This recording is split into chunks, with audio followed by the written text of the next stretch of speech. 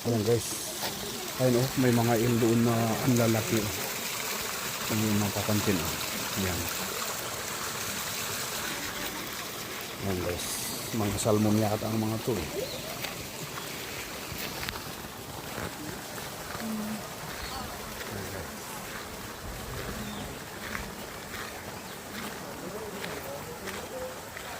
Marami sila dito. Ayan guys. Ang lalaki.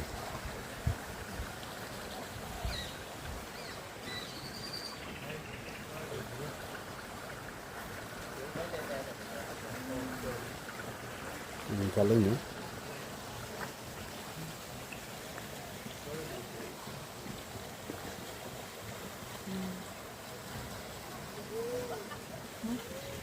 Nagre-reflect kasi yung tubig Kaya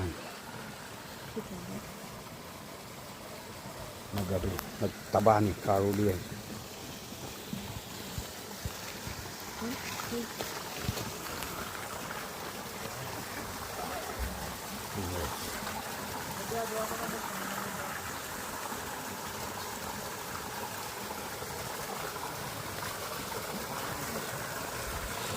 May mga ilo talaga.